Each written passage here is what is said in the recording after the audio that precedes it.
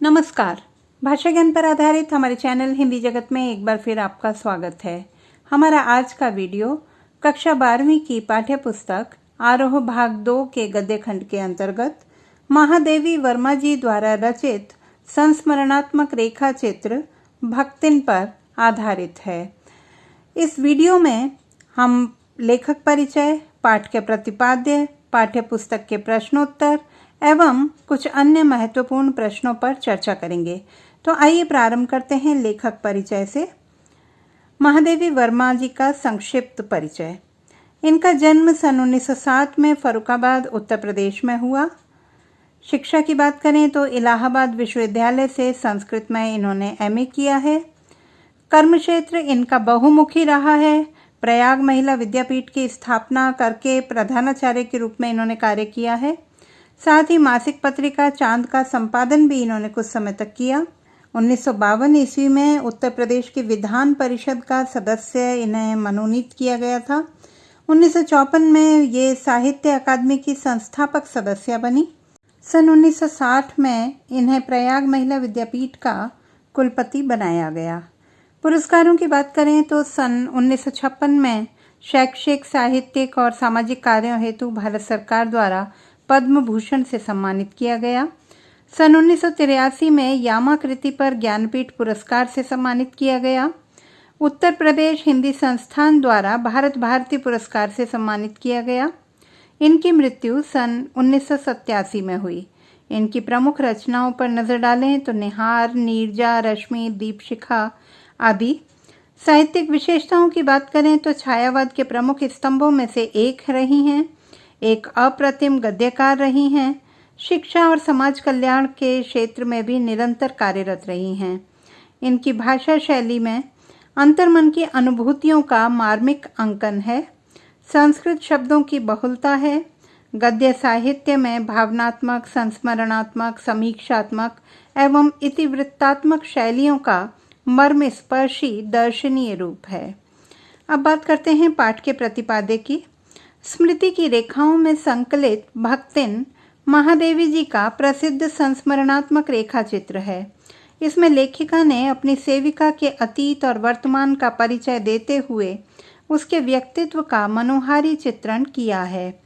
भक्तिन की जीवन यात्रा में महादेवी के घर में काम शुरू करने से पूर्व एक संघर्षशील, स्वाभिमानी, कर्मठ जीवन जीती, पितृसत्तात्मक मान्यताओं और छल छद्म भरे समाज में अपने और अपनी बेटियों के हक की लड़ाई लड़ती, जिंदगी की राह को पूरी तरह बदल लेने के निर्णय तक पहुंची नारी का चित्रण है।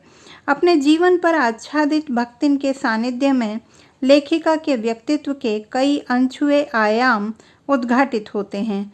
अतः वह उसे अपने व्यक्तित्व का आवश्यक अंश मानकर खोना नहीं चाहती। अब बात करते हैं पाठ्यपुस्तक के प्रश्नोत्तर की। प्रश्न 1। भक्तिन अपना वास्तविक नाम लोगों से क्यों छुपाती थी? भक्तिन को यह नाम किसने और क्यों दिया होगा? उत्तर।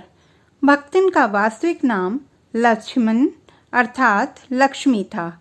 लक्ष्मी नाम समृद्धि एवं ऐश्वर्य का प्रतीक माना जाता है, परंतु अत्यंत निर्धन भक्तिन के नाम और भाग्य में विरोधाभास था।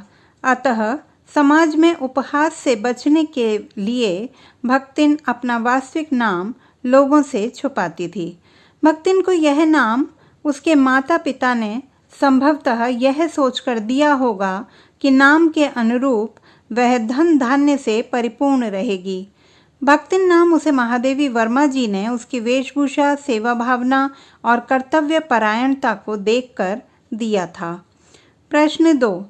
2 कन्या रत्न पैदा करने पर भक्तिन पुत्र महिमा में अंधी अपनी जिठानियों द्वारा घृणा व उपेक्षा का शिकार बनी। ऐसी घटनाओं से ही अक्सर यह धारणा चलती है कि स्त्री ही स्त्री की दुश्मन होती है। क्या आप इससे सहमत हैं? उत्तर। जी हाँ, मैं इस कथन से काफ़ी हद तक सहमत हूँ। पाठ के आधार पर बात करें तो 3 कन्या रत्न पैदा करने पर भक्तिन पुत्र महिमा में अंधी अपनी सास और जेठानियों द्वारा उपेक्षा एवं घृणा का शिकार बनी, क्योंकि उन्होंने केवल पुत्रों को ही जन्म दिया था। भक्तिन को उसके पति से अलग करने के लिए अनेक षड्यंत्र भी सास व जिठानियों द्वारा ही रचे गए थे। यहाँ ध्यान देने योग्य बात यह भी है कि भक्तिन को घृणा एवं उपेक्षा नारी जाति से ही मिली, अपने पति, जेठ अथवा ससुर से नहीं। वास्तव में स्त्रियां स्वयं को पुरुषों से हीन माने जाने के कारण सदैव पुत्रवती होना चाहती हैं, पुत्रीवती नहीं। उनकी यह कुंठा ईर्ष्या के रूप में नारी की समस्या को गंभीर ही बनाती है।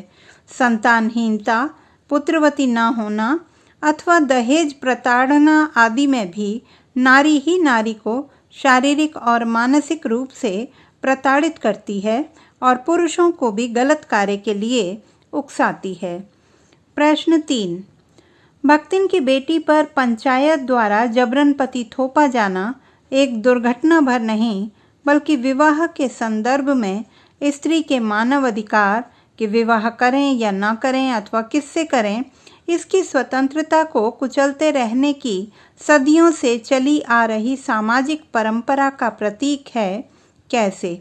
अथवा भक्तिन की बेटी पर पंचायत द्वारा जबरन पति थोपा जाना स्त्री के मानवाधिकार को कुचलने की परंपरा का प्रतीक है। इस कथन पर तर्कसम्मत टिप्पणी कीजिए। उत्तर, भक्तिन की विधवा बेटी के साथ उसके ताऊ के लड़के का साला जबरदस्ती करने की कोशिश करता है, परंतु पंचायत के निर्णय अनुसार लड़की की अनिच्छा के बावजूद उसे तीतरबाज आवारा युवक के साथ रहने का फैसला सुनाया जाता है। यह सरासर स्त्री के मानवाधिकारों का हनन है। भारत में सदियों से चली आ रही परंपरा ने समाज में नारियों को अपने विवाह के संबंध में निर्णय लेने के अधिकार से वंचित रखा है। हमारे पुरुष प्रधान समाज में स्त्री के विवाह का निर्णय उसके माता पिता, भाई इत्यादि पारिवारिक जन ही करते आए हैं। विडंबना यह है कि बेटियों में विरोध करने की क्षमता भी नहीं है।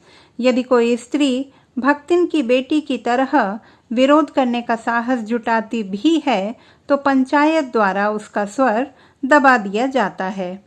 प्रश्न 4, भक्तिन अच्छी है यह कहना कठिन होगा क्योंकि उसमें दुर्गुणों का अभाव नहीं। लेखिका ने ऐसा क्यों कहा होगा? अथवा भक्तिन अच्छी है पर उसमें दुर्गुणों का अभाव नहीं। लेखिका के इस कथन के आलोक में भक्तिन के चरित्र की विशेषताओं का उल्लेख कीजिए। उत्तर, भक्तिन महादेवी की सेविका है। उम्र में महादेवी से लगभग 25 वर्ष बड़ी होने के कारण वह स्वयं को उनकी अभिभाविका का अधिकार देती है। स्वभाव से कर्कश, कठोर, दुखी और दुराग्रही होने पर भी महादेवी के प्रति विशेष आदर, समर्पण और विनय का भाव रखती है।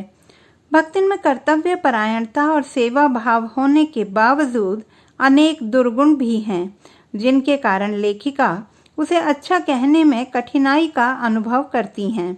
लेखिका के अनुसार वह दूसरों को अपने मन के अनुसार बना लेना चाहती है, परंतु स्वयं बदलना नहीं चाहती। शास्त्रों में लिखे तथ्यों की व्याख्या वह अपनी इच्छा अनुसार करती है। लेखिका को प्रसन्न रखने के लिए बात को इधर उधर घुमाकर बताने को झूठ नहीं मानती। लेखिका के इधर उधर पड़े रुपए पैसे भंडार घर की मटकी में छुपा कर रख देती है और स्वयं को अपने इस कार्य को सही ठहराने के लिए अनेक तरह के तर्क वितर्क करती है। प्रश्न 5, भक्तिन द्वारा शास्त्र के प्रश्न को सुविधा से सुलझा लेने का क्या उदाहरण लेखिका ने दिया है? उत्तर, भक्तिन हर बात को, फिर चाहे वह शास्त्र से जुड़ी ही क्यों न हो, अपनी सुविधा के अनुसार ढाल लेती है। उसके द्वारा सिर घुटाए रहना लेखिका को अच्छा नहीं लगता था, परंतु ऐसा करने से रोकने पर उसने अपनी बात को ऊपर रखते हुए शास्त्रों का हवाला दिया। लेखिका के पूछने पर उसने उत्तर दिया, तीरथ गए मुंडाए सिद्ध। यह बात किस शास्त्र में लिखी गई इसका ज्ञान भक्तिन को नहीं था, जबकि लेखिका जानती थी कि यह कथन किसी व्यक्ति का है, न कि किसी शास्त्र का। प्रश्न 6, भक्तिन के आ जाने से महादेवी अधिक देहाती कैसे हो गई? उत्तर, भक्तिन के आ जाने से महादेवी का खान पान देहाती ढर्रे में ढलता चला गया। भक्तिन को जो कुछ भी बनाना आता था महादेवी को वैसा ही खाना पड़ता था। मोटी रोटी, गाढ़ी दाल, मकई का दलिया, मट्ठा, बाजरे के तिल लगाकर बनाए हुए पुए, ज्वार के भुने हुए भुट्टे की खिचड़ी, सफ़ेद महुए की लपसी आदि भोजन महादेवी जी की दिनचर्या में सम्मिलित हो गया। इन सभी चीज़ों को प्रायः देहाती लोग ही खाते हैं, इसीलिए भक्तिन के आ जाने से महादेवी अधिक देहाती हो गई। अब बात करते हैं कुछ अन्य प्रश्नों की। प्रश्न 1, आलो अंधारी की नायिका और लेखिका बेबी हालदार और भक्तिन के व्यक्तित्व में आप क्या समानता देखते हैं? उत्तर, आलो अंधारी की नायिका और लेखिका बेबी हालदार और भक्तिन दोनों ही घरेलू नौकरानी रही हैं। दोनों ही अपने घर में पीड़ित रही हैं। परिवार वालों से उन्हें पूर्णतः उपेक्षा ही प्राप्त हुई, परंतु दोनों ने अपने आत्मसम्मान को बचाते हुए अपना जीवन निर्वाह किया। प्रश्न 2, भक्तिन की बेटी के मामले में जिस तरह का फैसला पंचायत में सुनाया वह आज भी कोई हैरत अंगेज बात नहीं है। अखबारों या टीवी समाचारों में आने वाली किसी ऐसी ही घटना को भक्तिन के उस प्रसंग के साथ रखकर उस पर चर्चा करें। उत्तर, यह सत्य है कि भक्तिन की बेटी के मामले में जिस तरह का फैसला पंचायत ने सुनाया वह आज भी कोई हैरत अंगेज बात नहीं है। आज भी पंचायतों का तानाशाही रवैया पूर्णतः बरकरार है। अखबार या टीवी समाचारों में भी अक्सर देखने सुनने को मिल जाता है कि प्रेम विवाह को पंचायत में अवैध करार देकर पति पत्नी को भाई बहन की तरह रहने के लिए विवश किया गया। वे उन्हें सजा भी देते हैं और कई बार तो सम्मान की रक्षा के नाम पर उनकी हत्या भी कर दी जाती है। प्रश्न 3, नीचे दिए गए विशिष्ट भाषा प्रयोगों के उदाहरणों को ध्यान से पढ़कर इनकी अर्थ छवि स्पष्ट कीजिए। क, पहली कन्या के 2 संस्करण और कर डाले। उत्तर, किसी पूर्व प्रकाशित पुस्तक को पुनः प्रकाशित करना उसका नया संस्करण कहलाता है। मुख्यतः इसमें कोई विशेष परिवर्तन नहीं होता। भक्तिन ने भी एक कन्या के जन्म के बाद उसी के समान 2 और कन्याओं को जन्म दिया, इसीलिए उक्त पंक्ति कही गई है। ख, खोटे सिक्कों की टकसाल जैसी पत्नी। उत्तर, सिक्के ढालने वाली मशीन को टकसाल कहा जाता है। भारतीय समाज में लड़के को खरा सिक्का और लड़कियों को खोटा सिक्का माना जाता है।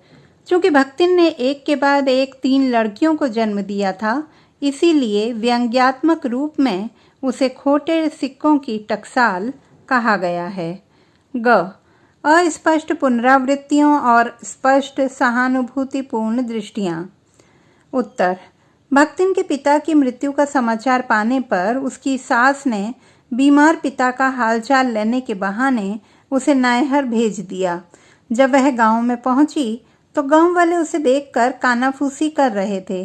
कानाफूसी के जरिए अस्पष्ट शब्दों में कही जाने वाली एक ही बात की पुनरावृत्ति को लेखिका ने अस्पष्ट पुनरावृत्तियां कहा है। विमाता के दुर्व्यवहारपूर्ण रवैये और पिता की मृत्यु के कारण लोग उसे सहानुभूतिपूर्ण दृष्टि से देखते हुए ढाढ़स बंधा रहे थे।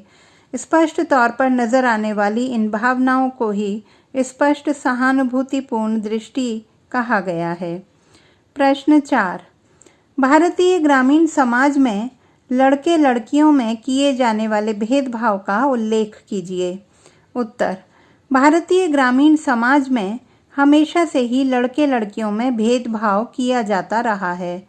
लड़कों को जहां सोने के सिक्के के समान माना जाता है तो लड़कियों को खोटे सिक्के के समान।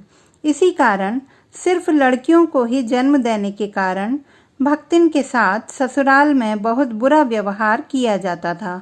उसकी लड़कियां भी हमेशा गोबर थापती नजर आती थीं, जबकि लड़कों को जन्म देने वाली उसकी सास तथा जेठानी आराम से बैठकर आनंदपूर्वक जीवन बिताती थीं।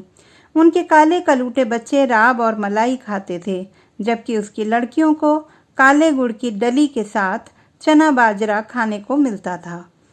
प्रश्न 5, भक्तिन के त्याग की पराकाष्ठा कब दिखाई देती है?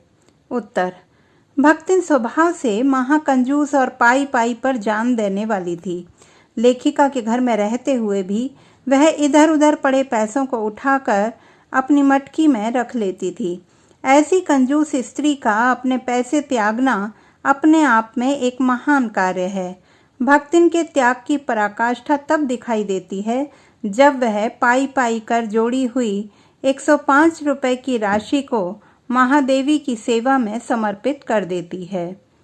प्रश्न 6, भक्तिन और महादेवी के नामों में क्या विरोधाभास था? उत्तर, भक्तिन का असली नाम लक्ष्मी था, परंतु वास्तव में वह अत्यधिक निर्धन थी।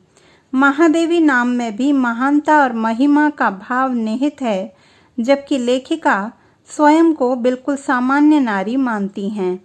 इस प्रकार दोनों के नाम पूर्णतः विरोधाभासी हैं।